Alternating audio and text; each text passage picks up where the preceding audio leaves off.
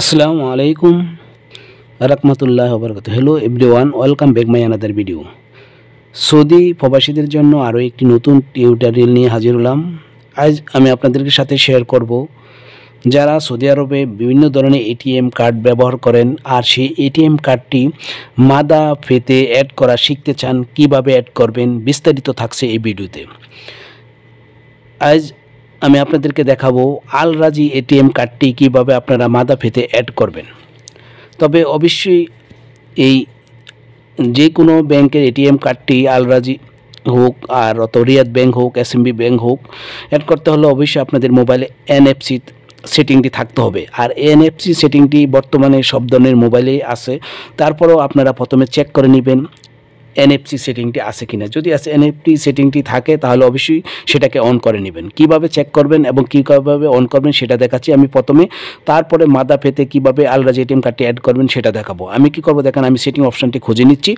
Setting অপশানটি খুঁজে নিয়ে আমি সার্চ বারে লিখব এনএফসি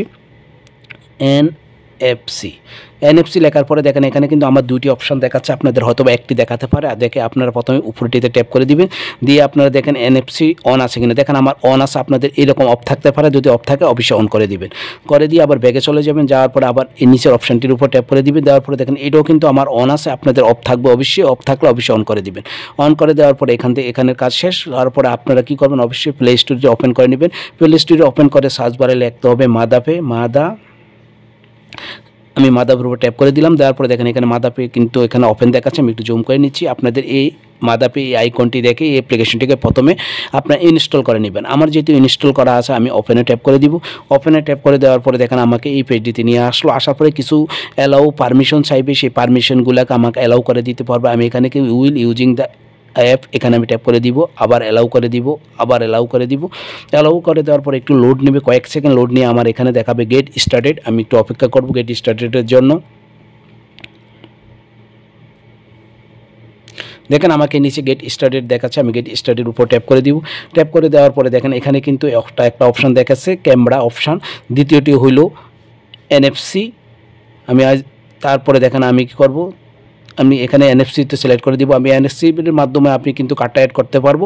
আর লাস্ট হলো ম্যানুয়ালি। আমি এখানে আজ দেখাবো আপনাদেরকে ম্যানুয়ালি, তাই ম্যানুয়ালি সিলেক্ট করে দিয়ে আমি আবার নেক্সটে ট্যাপ করে দিব। নেক্সটে ট্যাপ করে দেওয়ার হলো স্ক্রিনিং দেখাচ্ছে। তারপর আবার নেক্সটে ট্যাপ করে দিব। দেওয়ার পরে দেখেন এখানে আমরা কিন্তু কতটা কার্ড অ্যাড করতে পারবো সেই অপশানগুলো ধারাবাহিক এখানে দেখালো। দেখানোর পরে আমি কি করব, গেট স্টার্টেড এখানে ট্যাপ করে দিব। গেট স্টার্টের উপর ট্যাপ করে দেওয়ার পরে এখানে এরকম দেখাচ্ছে। দেখানোর পরে সেট অ্যাজ ডিফল্টস এখানে আমি ট্যাপ করে দিব। এখানে ট্যাপ করে দিয়ে আবার ইএসএ ট্যাপ করে দিব।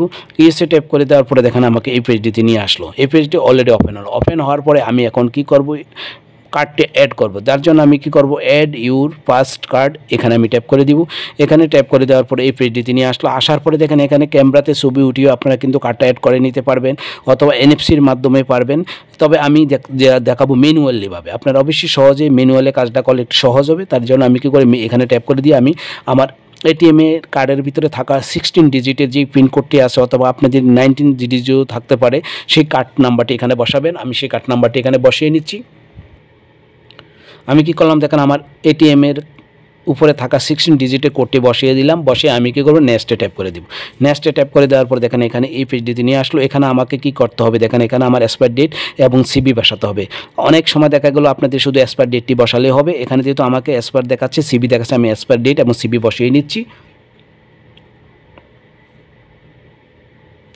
তারপরে সিবিটি আপনারা এটিএম কার্ডের পিছে কিন্তু সিবি কার্ড সংখ্যাটা পেয়ে দেবেন 3 ডিজিটের, সেই সিবি কোডটি বসিয়ে নেবেন। বসে আমি আবার কন্টিনিউর উপর ট্যাপ করে দেব। কন্টিনিউর উপর ট্যাপ করে দেওয়ার পরে একটু লোড নেবে। লোড নিয়ে দেখেন আমাকে নতুন আরেকটি ইন্টারপেজে নিয়ে আসবে।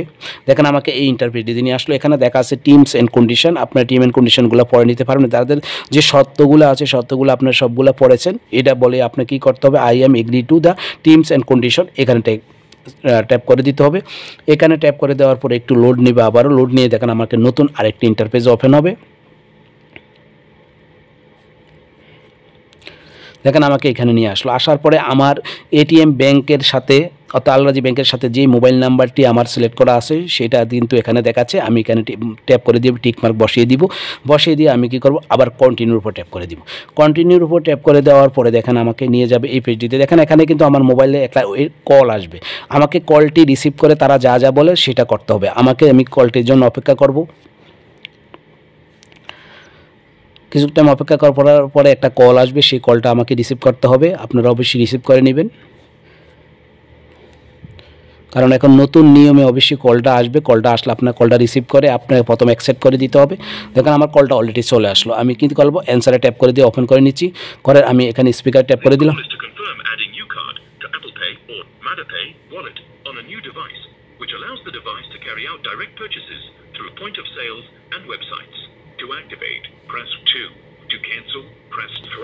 আমাকে অ্যাক্টিভেটের জন্য বল 2 বলছে, আমি 2 সিলেক্ট করে দিলাম।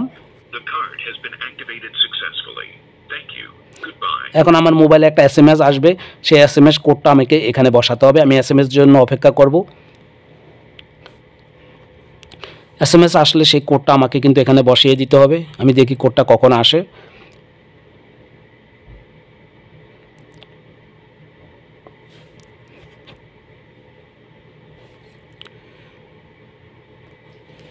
দেখেন আমার মোবাইলে কিন্তু এই কোডটা চলে আসলো। এই হলো আমার কোডটি। দেখেন এটা হলো আমার এই কোডটি কিন্তু আমাকে এন্টার করতে হবে। হলো 196930 196930 এটা কিন্তু আমি এখানে বসিয়ে দিতে হবে। দেখেন আমি 196930 আপনাদের SMS টা আসলে আপনারা এভাবে বসিয়ে দিবেন। আমি কোডটা বসিয়ে দিলাম। কোডটা বসিয়ে দেওয়ার পরে সাকসেসফুল, দেখেন কার্ড হ্যাজ এড সাকসেসফুলি দেখাচ্ছে। তারপরে আমি কী করব, ডান এখানে ট্যাপ করে দিব। এখানে ট্যাপ করে দেওয়ার পরে দেখেন আমার যে আলরাজি যে ATM কার্ডটি আমি অ্যাড করলাম সেই কার্ডটি কিন্তু এখানে দেখাচ্ছে। এখানে দেখানোর পরে এখন আপনারা কীভাবে ইউজ করবেন, যেহেতু আমার কাছে মিনি ATM কার্ড নেই এই মুহূর্তে, যার জন্য আমি কিন্তু দেখাচ্ছেন আমার কিন্তু দেখেন একটা কার্ডে কিন্তু এখানে অ্যাড করা আছে। আমি পরবর্তীতে অন্য কার্ড কীভাবে অ্যাড করতে হয় তার উপরে কিন্তু ভিডিও আপলোড করব। একটি কম ব্যাংকের কার্ড অ্যাড করতে একটি নিয়মে কিন্তু অ্যাড করতে হয়। আলরাজি কিন্তু এই নিয়মে অ্যাড করতে হবে। আর যদি আমরা SMB অথবা অন্য ব্যাংক অ্যাড করেন তাহলে কিন্তু অন্য নিয়মে অ্যাড করবেন। অথবা আপনারা ধারাবাহিক অন্য কার্ড কীভাবে অ্যাড করবেন সেটা আমি পরবর্তী ভিডিওতে দেখাবো। আপনারা যারা ফার্স্ট টাইম অ্যাড করতে চান তারা এইভাবে নিয়মে আলরাজি কার্ডটি অ্যাড করে নিতে পারবেন।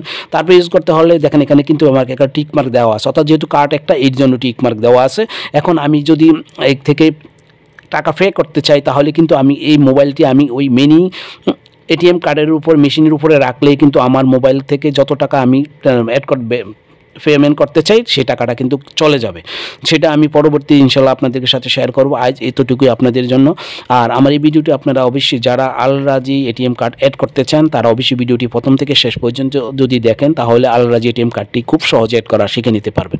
এই হলো আজকের ভিডিওটি দেখে যদি আপনাদের বিন্দু পরিমাণ ভালো লাগে তাহলে অবশ্যই একটি লাইক করবেন। আর আমার চ্যানেলে যদি নতুন হয়ে থাকে তাহলে অবশ্যই চ্যানেলটিকে সাবস্ক্রাইব করে নোটিফিকেশনটি বাজিয়ে দিবেন, কারণ আমি যখনই এই ধরনের হেল্পফুল ভিডিও নিয়ে আসবো সবার আগে আপনারা আপডেট পেয়ে যাবেন। ওকে, আল্লাহ হাফেজ, ভালো থাকবেন।